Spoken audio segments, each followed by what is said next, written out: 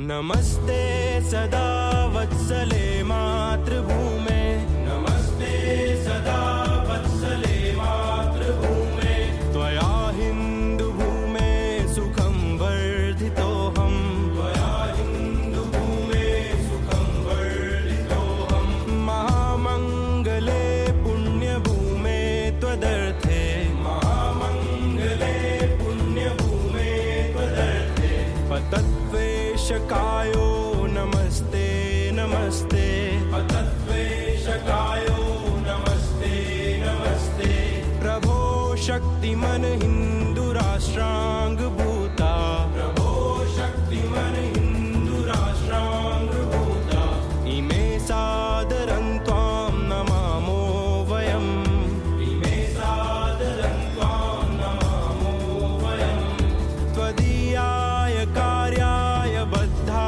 कटीयं, त्वदीयाय कार्याय बद्धा कटीयं, शुभामाशिषं देहि तत्पूर्तये, शुभामाशिषं देहि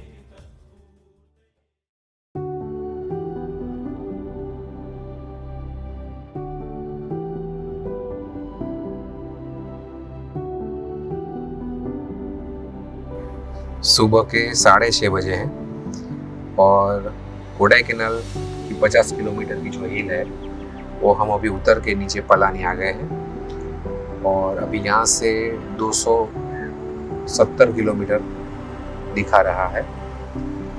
6 घंटे का रास्ता दिखा रहा है। देखते हैं, अभी तो फ्लैट रोड है, हिल नहीं आएगी, तो सुबह है तो कवर करने में भी आसानी रहेगी।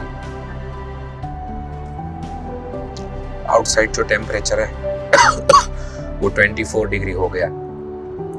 ऊपर अभी हम लोग थे वहाँ पे 13 डिग्री था और वहाँ से अभी 24 डिग्री हो गया। देखिए रास्ता पूरा खुला हुआ। सुबह अर्ली मॉर्निंग निकलते हैं ना, उसका ये फायदा रहता है, आप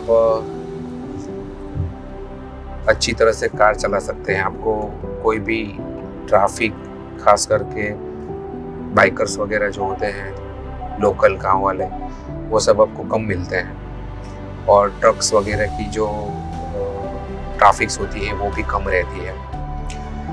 ओवरऑल 2 दिन हम लोग जो कोडाईकनाल घूमे, टूरिस्ट डेस्टिनेशन के हिसाब से बहुत ही बढ़िया लगा मुझे। और कल तो बारिश ही आ रही थी लेकिन एटमॉस्फेयर बहुत ही मस्त था, एकदम सुहावना। आप आराम से, मतलब 15-17 डिग्री के बीच में टेम्परेचर था, तो ज़्यादा ठंड भी नहीं, ज़्यादा गर्मी भी नहीं, इस तरह का टेम्परेचर। और ख़ास करके हम लोग लास्ट में जो ऑब्जर्वरी देखने गए, वो बच्चों को बहुत पसंद आई और हम लोगों को भी बहुत पसंद आई। ये जो ऑब्जर्वेटरी है वो वर्ल्ड की सबसे पुरानी ऑब्जर्वेटरी है, 125 साल से कार्यरत है। और ये हमारे जो सन है, सोलर सिस्टम का, वो सन की पूरी फोटोज लेता है और उसके अंदर जो बदलाव आते हैं उसका नोट्स ये लोग रखते हैं। यहाँ पे तमिलनाडु में 2 है ऑब्जर्वेटरी, पर जो ये है वो सबसे पुरानी है। ओवरऑल पौना घंटा हम लोगों ने ऑब्जर्वेटरी में बिताया, लेकिन इंफॉर्मेशन बहुत अच्छा से उन लोगों ने पास की और बच्चों को भी बहुत ही नॉलेज मिला उसमें। ओवरऑल जो ऑब्जर्वेटरी का जो हमारी मतलब मुलाकात थी वो सक्सेस रही, ऐसा बोल सकते हैं। क्योंकि परसों हम लोग जब आए ना संडे, तो वो क्लोज थी। फिर कल गए तो 1 बजे पहुंचे तो लंच ब्रेक था। फिर बाद में हम लोग ब्रेकफास्ट करने गए। ब्रेकफास्ट करके, सॉरी ब्रेकफास्ट नहीं, लंच करने गए थे। बच्चों को एक्चुअली लंच नहीं करना था, बेकरीज आइटम खानी थी, तो पनीर पफ वगैरह ऐसा कुछ खाया हम लोगों ने। बाद में वापस ये पॉइंट रह जाता था तो वापस हम लोग ऑब्जर्वेटरी में विजिट करने के लिए गए।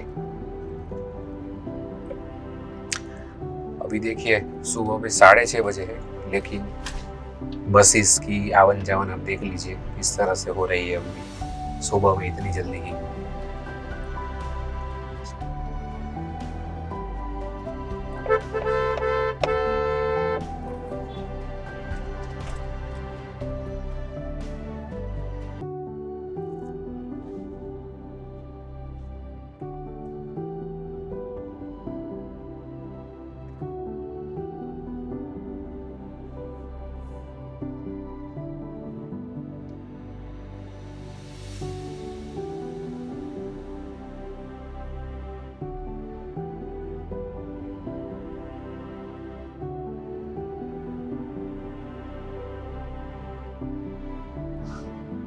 सुबह के 9 बजे हैं और बंदीपुर अभी भी 3 घंटा दूर है, 121 किलोमीटर दूर है।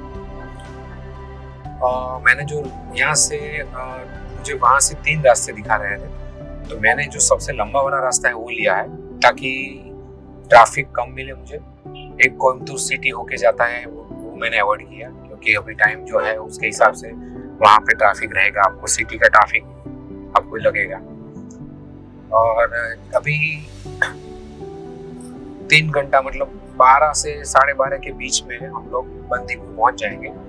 उसकी जो दूसरी सफारी है वो दोपहर को 2 से 2:30 बजे के बीच में स्टार्ट होती है। देखते हैं वहाँ जाके टिकट मिलती है, क्या है, अवेलेबल है, स्लॉट नहीं है। मैंने कुछ बुकिंग वगैरह नहीं करवाया है क्योंकि मेरा फाइनल नहीं था किस दिन मैं बंदीपुर पहुँचूंगा, इसलिए। तो पहुँचते हैं बंदीपुर और आपको फिर ज्वाइन करते हैं। रास्ते में आप नज़ारे देखते चलिए। बाहर का टेम्परेचर अभी 27 डिग्री है। आजू बाजू आप देखोगे बारिश आने की संभावना दिख रही है, लेकिन गिर नहीं रही है। ग्रीनरी वाला रास्ता है, पूरा माउंटेन्स है और सिंगल लेन रास्ता है। छोटे छोटे टाउन आते हैं, उसको कनेक्ट करके ये रास्ता आगे बढ़ता जा रहा है।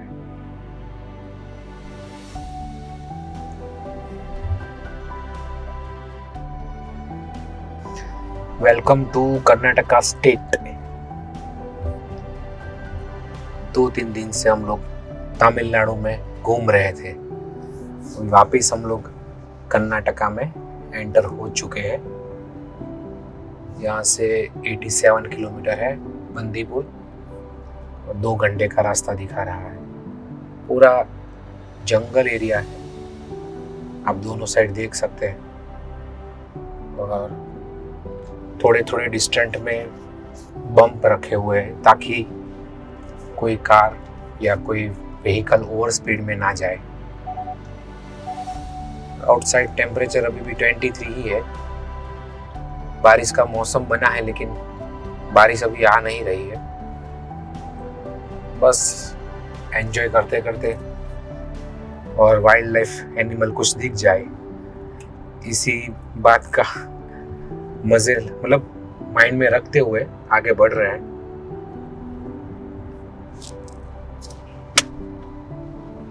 अभी यहाँ से बंदीपुर 25 किलोमीटर है और मैं यहाँ पे अभी डीजल भरवाने के लिए रुका था। तो डीजल पंप पे मुझे यहाँ के लोकल पर्सन मिले और वो मुझे बोले कि आप यहाँ तक आए हो तो हिम्मत गोपाल स्वामी टेम्पल भी आप जाके आओ। तो मैंने बोला कि ऐसा क्या है खास? तो बोले आप जाके आओ, बाद में आपको पता चलेगा। तो एक्चुअली ये मेरे लिस्ट में नहीं था, लेकिन अभी मैं हिम्मत गोपाल स्वामी टेम्पल जा रहा हूँ और देखते हैं। कृष्ण भगवान का बहुत पुराना मंदिर है, ऐसा मुझे बताया गया है।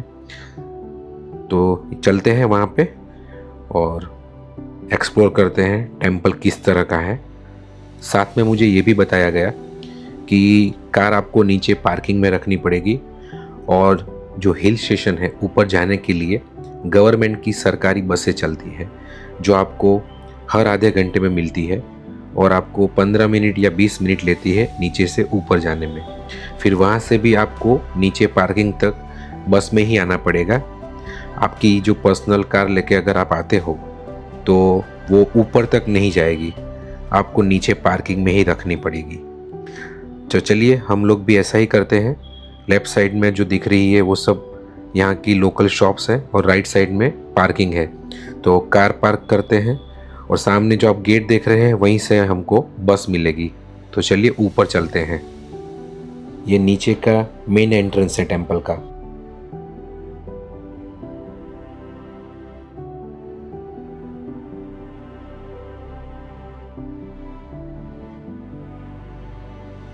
मंदिर जंगलों से घिरे पहाड़ की चोटी पर है, जहां अक्सर कोहरा छाया रहता है, इसीलिए नाम हिम्मत रखा गया है। आसपास की हरियाली, सुंदर दृष्टि और शांत वातावरण इसे यात्रियों, भक्तों और प्रकृति प्रेमियों के लिए खास बनाता है। जस्ट वाव! पहला वर्ड मंदिर देख के यही निकलता है। और देखिए कोहरा कितना सारा है। यहाँ से पता चला कि यहाँ पे 365 डेज ऐसा ही कोहरा जमा रहता है। हिमवत का मतलब होता है कोहरे से ढका हुआ, और गोपाल स्वामी है वो भगवान कृष्ण का एक नाम है। और ये जो पहाड़ है वो 1450 मीटर ऊंचा है और कर्नाटक तमिलनाडु की बॉर्डर के पास ये स्थित है। चलिए अंदर चलते हैं और दर्शन करते हैं। मंदिर भगवान गोपाल स्वामी कृष्ण भगवान को समर्पित है और इसका जो निर्माण है वो चोला काल में 14वीं सदी के आसपास किया गया है। मंदिर सुबह 8:30 बजे से शाम को 4 बजे तक ही खुला रहता है, तो जब भी आप आए तो उस तरह से आप टाइमिंग एडजस्ट करके आए। दर्शन हम लोगों ने कर लिए हैं। दर्शन बहुत अच्छी तरह से हुए और हम लोगों ने पूजा भी की। मंदिर में भगवान कृष्ण का छड़ी पकड़ा हुआ एक सुंदर प्रतिमा है जो पारंपरिक दक्षिण भारतीय शैली में बना है। कहा जाता है कि नागरिक ऋषि अगस्त्य ने यहाँ तपस्या की थी और भगवान कृष्ण ने इस स्थान को अपना निवास बनाया था। हमने यहाँ पे भगवान का प्रसाद भी ग्रहण किया। मंदिर की एक खास बात यह है कि गर्भगृह के ऊपर ठंडी पानी की बूंदें साल भर टपकती रहती है, जिसका स्रोत अज्ञात है। यह दर्शकों के लिए एक रहस्यमय अनुभव है और लोकल पर्सन से बात करके पता चला कि ये मंदिर को रहस्यमय टेम्पल ही कहा जाता है। मैंने पहले आपको बताया, वैसे आमतौर पर पर्सनल कार को ऊपर नहीं जाने दिया जाता। नीचे से आपको शटल बस मिलेगी जो ऊपर यहाँ मंदिर तक आपको लेके आती है। और नज़दीकी जो शहर है यहाँ पे वो गुंडलपेट है। यहाँ से लगभग 20 किलोमीटर दूर है और करीब 78 किलोमीटर दूर सबसे बड़ा जो सिटी है वो मैसूर है। यहाँ आके लगता है जैसे जिंदगी थोड़ी देर के लिए रुक जाती है और सिर्फ भगवान से बातें होती है। यहाँ पहुँचते ही जब चारों तरफ कोहरा, ठंडी हवा और जंगलों की खामोशी होती है तो लगता है जैसे भगवान कृष्ण खुद उस माहौल में बसते हो। मंदिर छोटा है लेकिन एनर्जी बहुत स्ट्रांग महसूस होती है। दिल अपने आप शांत हो जाता है। दर्शन के बाद मन में बस एक ही ख्याल आता है, ये जगह सिर्फ देखने के लिए नहीं है, महसूस करने के लिए है। जहाँ पे नीचे गाड़ी पार्क की हम लोगों ने, वहाँ पे टेम्परेचर दिखा रहा था 30 डिग्री और यहाँ पे सीधा 8 डिग्री। कितनी डिग्री का डिफरेंस देखिए। और यहाँ पे पूरे साल ऐसा ही कोहरा छाया रहता है। जगह बहुत ही ब्यूटीफुल है। जब भी आप बंदीपुर आओ, वहाँ से सिर्फ 20 किलोमीटर दूर है ये मंदिर, आप विजिट करना बिल्कुल भी ना चूके। मस्ट विजिट टेम्पल है ये। बहुत ही सुंदर जगह है। आपको ऊपर दर्शन करके नीचे तक आने में शायद 1 से 1.5 घंटा लगेगा, लेकिन बहुत मज़ा आएगा। आप ये पूरी लाइफ नहीं भूलोगे, इस तरह का एक्सपीरियंस था। भी हम बस में बैठ के नीचे उतर रहे हैं और देखिए नज़ारा, देखिए कितना सुंदर लग रहा है। दूर दूर तक आपको पहाड़ी दिखेगी और नीचे पूरा जंगल है। चलिए अभी यहाँ से बंदीपुर 25 किलोमीटर दूर है और बंदीपुर जाके आपको कनेक्ट करते हैं।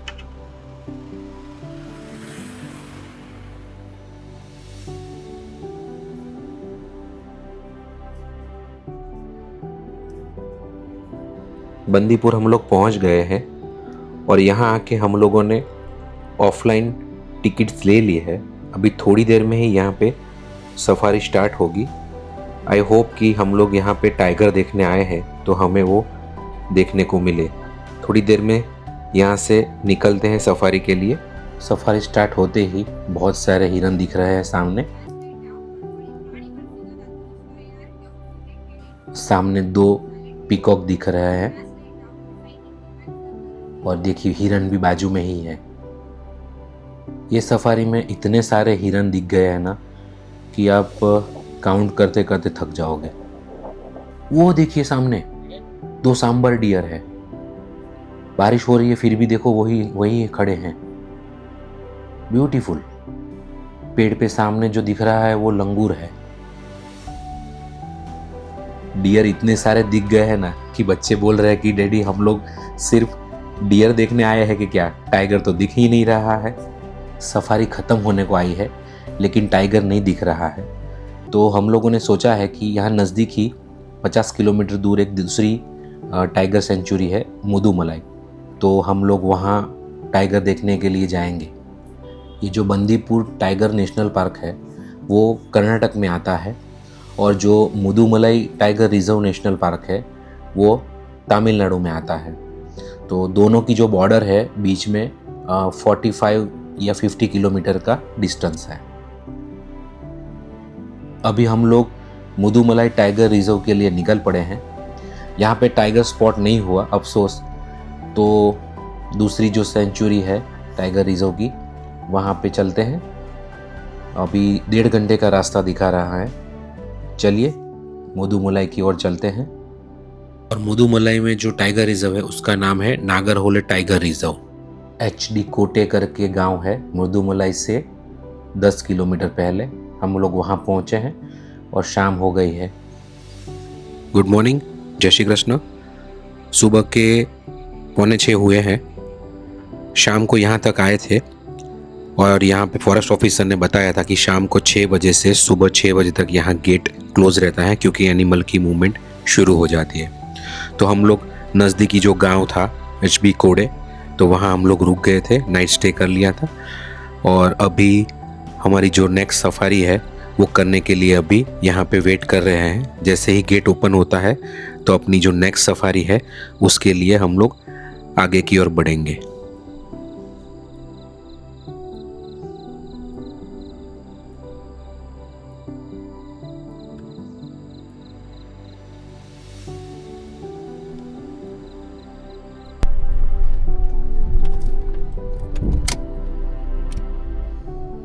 देखिए सुबह का नज़ारा, एनिमल हमारा वेलकम कर रहा है।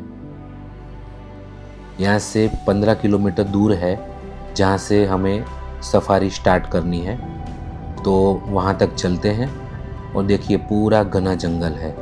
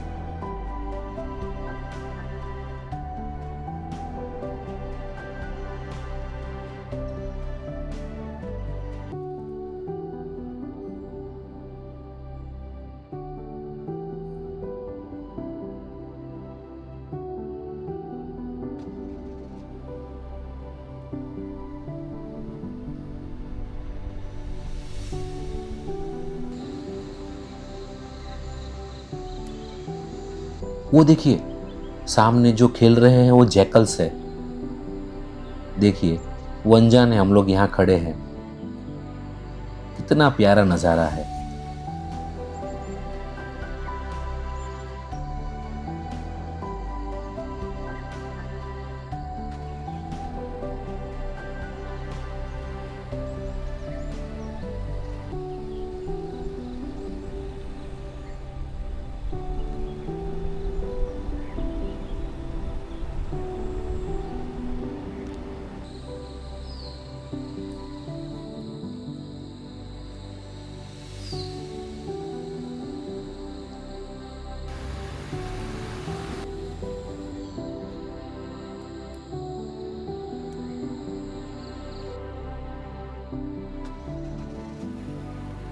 नागरहोले टाइगर रिजर्व की मेन गेट पर हम लोग पहुंच चुके हैं। चलिए चलते हैं अंदर।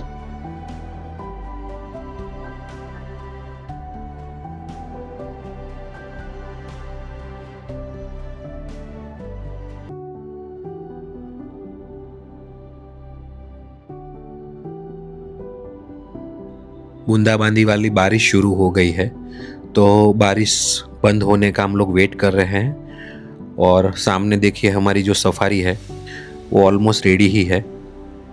चलिए बारिश रुक गई है और सफारी के लिए निकलते हैं। रास्ते में हम लोगों ने बहुत सारे हिरन देखे थे और सफारी में स्टार्टिंग में ही आप देखिए बहुत सारे हिरन वापस दिख रहे हैं। सामने पीहन और पीकॉक दिख रहा है।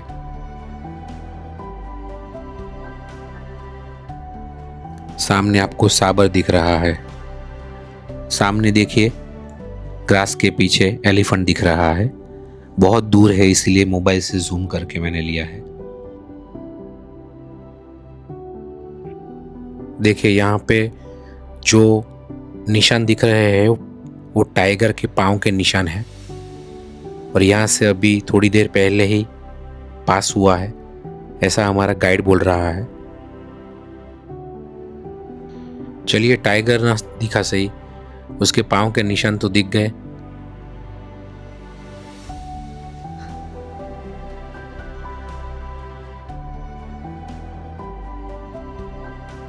सामने मॉनिटर लिजर्ड देखिए कितनी बड़ी है। गुड मॉर्निंग, सुबह के 11 बजे हैं। अभी हम लोग नागरहोल टाइगर सफारी में से सफारी करके निकले हैं। कल शाम को बंदीपुर टाइगर रिजर्व है, वहाँ पे हम लोगों ने सफारी की थी। टाइगर स्पॉट नहीं हुआ था, तो बच्चों की इच्छा थी और जीत थी कि भाई हमको टाइगर देखना ही है। तो यहाँ पे है नागरहोल टाइगर रिजर्व करके, हम लोग अभी वहाँ पे आए थे। तो शाम को आते आते 6 बज गया था और फॉरेस्ट जो है वो 6 बजे क्लोज हो जाता है। तो हम लोगों को फॉरेस्ट ऑफिसर ने बताया कि आप नज़दीक में 15 किलोमीटर में कहीं पे आप नाइट स्टे कर लो, सुबह में 6 बजे जब ओपन हो जाए तब बाद में आना है सर। तो हम लोग वहीं रुक गए थे। गांव का नाम था, क्या था प्रणामिया? HD कोटे करके यहाँ पे जो गांव था वहाँ पे हम लोग रुक गए थे। फिर सुबह में 6 बजे यहाँ पे आए, 7:30 बजे सफारी के जो यहाँ बुकिंग होता है वहाँ पहुँचे और 8:30 की सफारी हम लोगों ने ली। लेकिन हमारा बैड लक था कि हमें टाइगर स्पॉट नहीं हुआ। एलिफेंट दिखा, जैकल्स दिखे, डियर दिखे, लंगूर, लेजर्ड, ये सब दिखा, लेकिन जिसके लिए आए थे वो नहीं दिखा। अभी यहाँ से दोबारा एलिफेंट कैंप है, यहाँ से 60 किलोमीटर दूर। बस अब लोग वहीं जा रहे हैं। रास्ता अच्छा है, 1-1.5 घंटे में वहाँ पहुँच जाएंगे। आउटसाइड जो टेम्परेचर है 23 है और बूंदाबांदी वाली बारिश कंटिन्यूस आ रही है, कभी धूप आ रही है कभी छाँव, ऐसा माहौल है। और देखिए सामने आपको दिख रहे होंगे पूरे कॉफ़ी के बागान है दोनों साइड में और बीच में से ये रास्ता जा रहा है।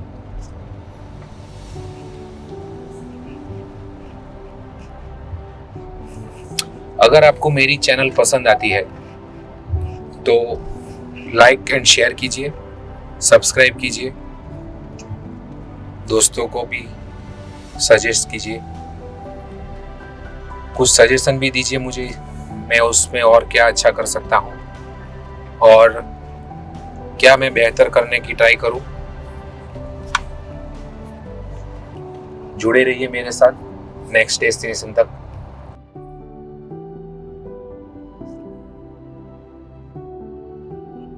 सिद्धपुरा करके एक छोटा सा गांव है, वहाँ पे श्री राम वेज होटल मिला है। एक ही ये वेज होटल है, तो यहाँ हमने कर्नाटक थाली मंगाई है। चलिए लंच फिनिश करते हैं और फिर आगे की जर्नी कंटिन्यू करते हैं। दोबारा एलिफेंट कैंप हम पहुँच चुके हैं। यहाँ आके इंक्वायरी करके पता चला कि कैंप है वो क्लोज है, तो अभी यहाँ से अपने नेक्स्ट डेस्टिनेशन की ओर चलते हैं, जो कि है मडिकेरी। और यहाँ से बस नज़दीक ही है मडिकेरी, तो चलते हैं यहाँ से। देखिए रास्ता सिंगल लेन है और रास्ते के दोनों तरफ कॉफ़ी के बागान है। कितना सुंदर नज़ारा लग रहा है। मडिकेरी अपनी कॉफ़ी के लिए बहुत ही प्रचलित है। रास्ते में देखिए ऐसे सुंदर छोटे छोटे झरने दिखाई देते हैं। कितना मस्त लग रहा है झरना।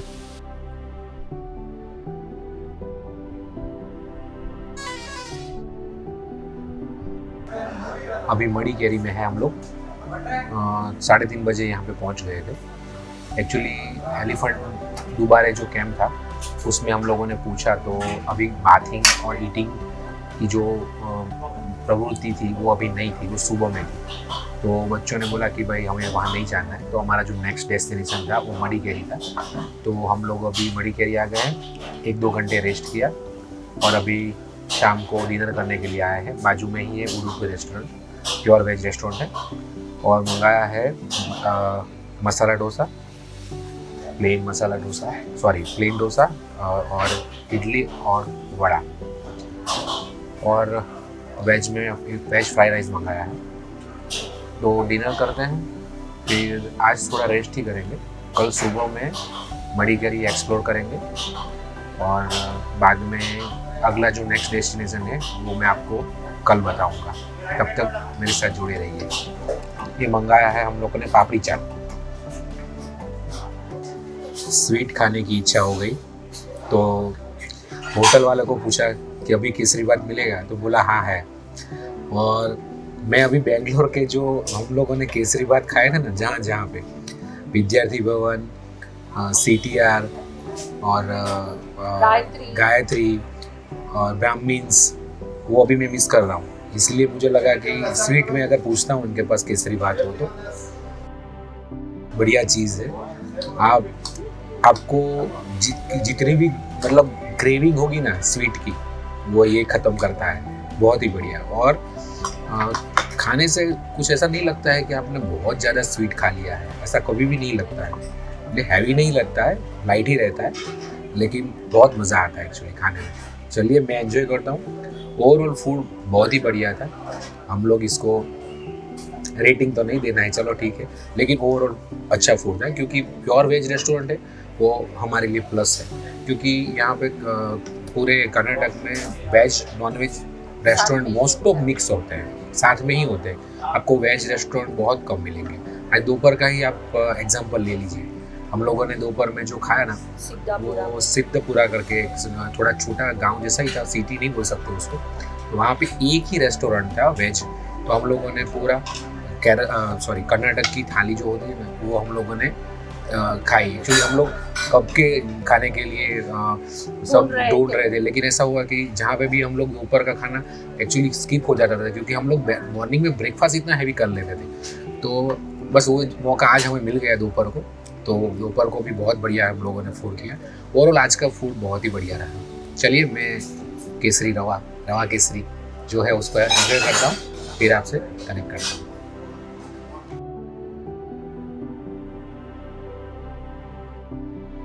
डिनर ख़त्म करके बाजू में ही एक शॉप थी, यहाँ पे मैग्नेट्स और कॉफ़ी लेने के लिए आए हैं। और आज का जो व्लॉग है वो यहीं ख़त्म करते हैं। कल की जो जर्नी है वो कल कंटिन्यू करेंगे। तब तक मेरे साथ बने रहिए माइल्स एंड मेमोरीज विद योगी के साथ। लाइक, शेयर एंड कमेंट कीजिए।